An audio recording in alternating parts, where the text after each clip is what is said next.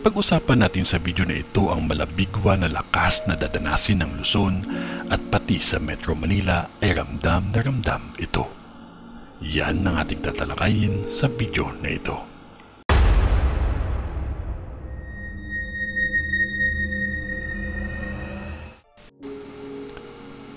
Kilala si Joey Vargas dahil sa kanyang mga visions pagdating sa mga sikat at hinahangaan na personalidad sa politika at showbiz.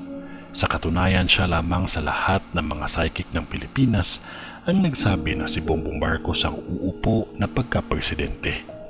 Nahulaan din niya ngayong taon na aamin na si Coco Martin at Julia Montes sa kanilang relasyon at ang paghihiwalay din ng Katniel.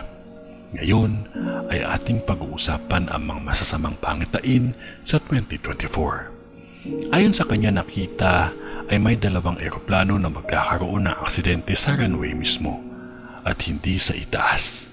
Ang unang eroplano ay sikat at nagsisimula sa letter P.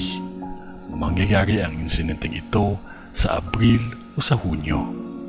Yung isang eroplano na pula ang kulay na nakasulat sa labas ay magkakaroon ng issue sa himpapawid. Mas madami o mas laganap ang problema sa tubig sa susunod na taon.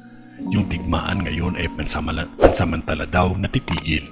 Ngunit magkakaroon ng panibagong giyera sa 2024. May 3 lindol na magaganap at sasabayan ito ng tsunami. Pero hindi ito sa Pilipinas, kundi sa isang Asian country. Ang lindol sa Pilipinas ay mararamdaman sa Bicol region, pati na din sa Metro Manila. At ito ay magaganap sa first quarter ng 2024. Pero ayon nga kay Jovi, ang sama-sama nating dasal o yung collective natin na prayers ay hindi ahahayaan ng Diyos na magaganap lahat ng mga itong hamon ng kalikasan. Magtiwala lamang po tayo sa Kanya at magdasal ng taimtim at tibayan ng ating pananampalataya. Sa ngalan ng Diyos Ama, ng Diyos Anak, at ng Diyos Espiritu Santo. Amen.